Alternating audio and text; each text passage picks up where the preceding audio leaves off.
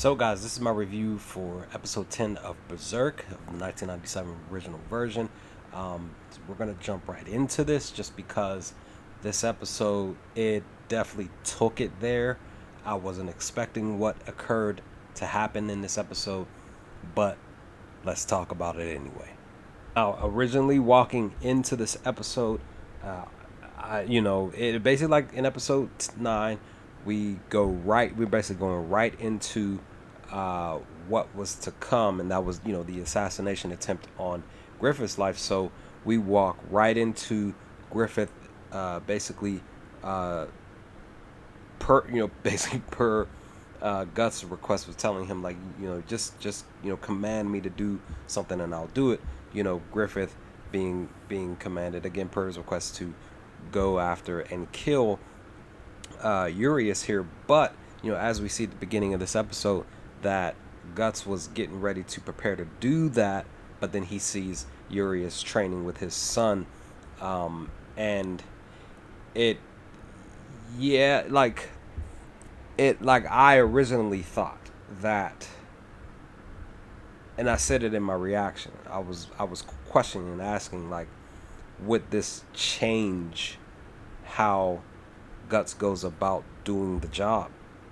Would this have an effect?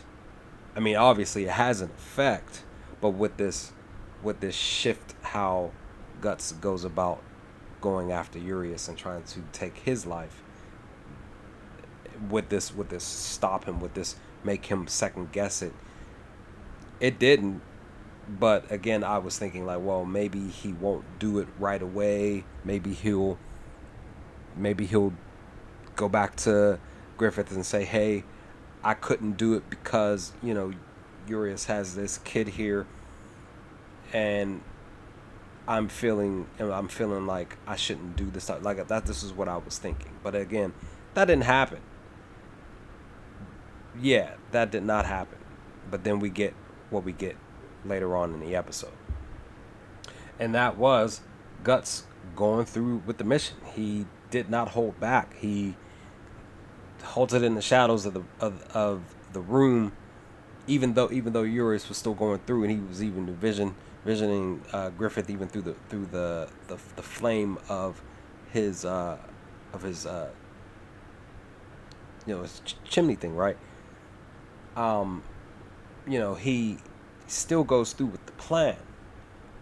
But guys, like I said in my reaction, I was not expecting for what was getting ready to transpire 30 to 45 seconds later after he cuts down Urias with his son walking through the door. Now, again, I'm saying, like I said in my reaction, that what I was expecting to occur is that either his son was going to be there in the room watching this go down, or somebody else was going to be in the room or around the room. Somebody would have had already seen the attack go down, and or, like his son did, walk through the door right after it occurs. Now, that did occur. That did indeed happen. His son walks through the door after Guts cuts down Urias.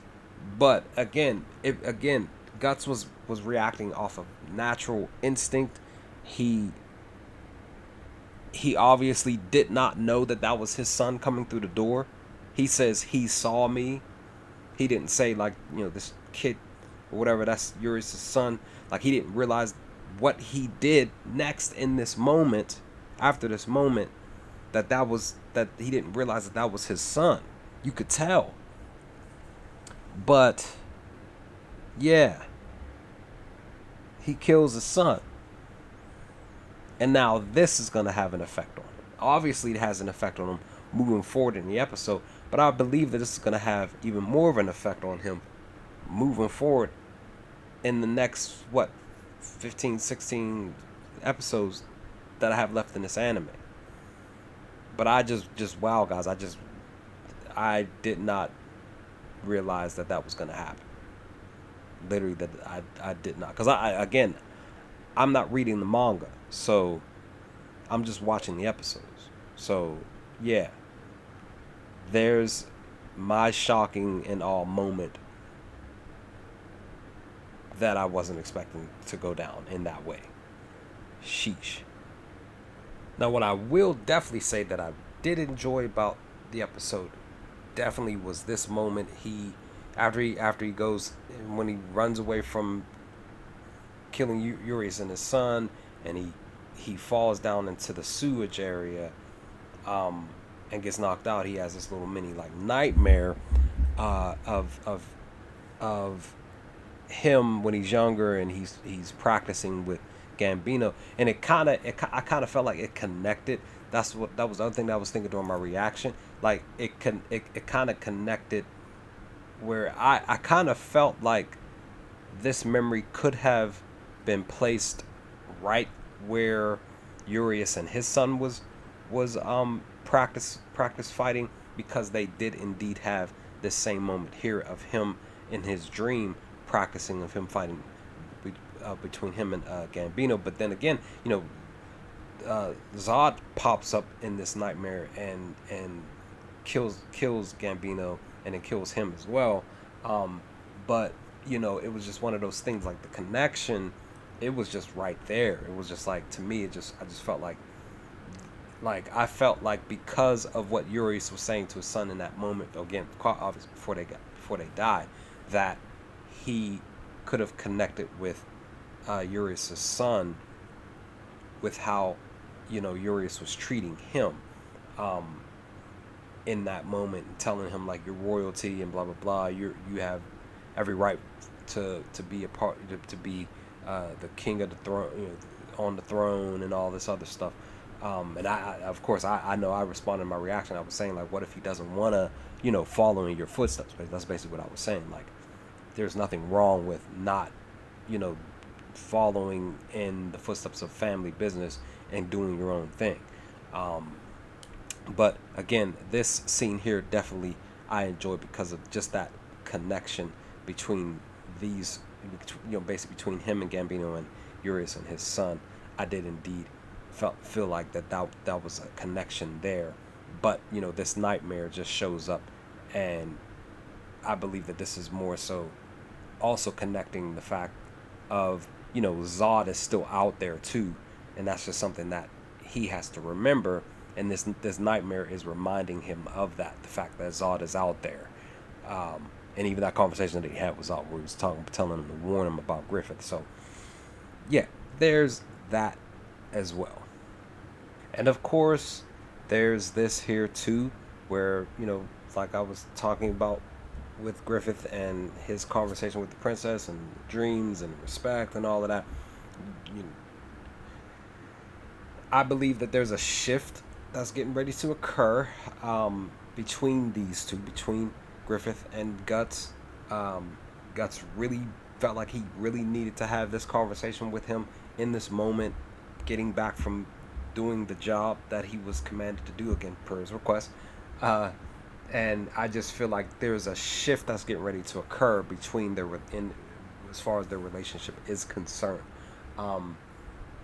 Definitely, I feel like Guts will.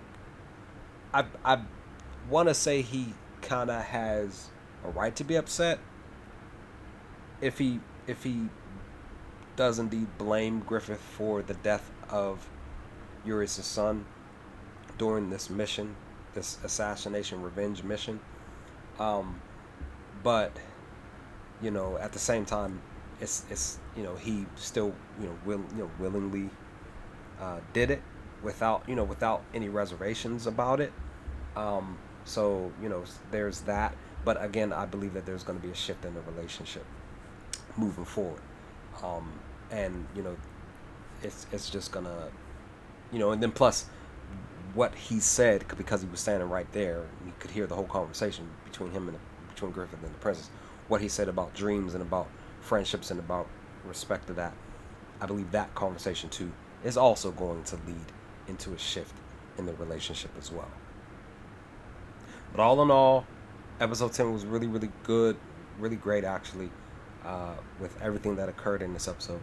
I am curious about Griffith even more from from this episode, I'm wondering what his plan is through all of this. So we already know that Minister Foss has his own stuff that he wants to do or is trying to do and manipulate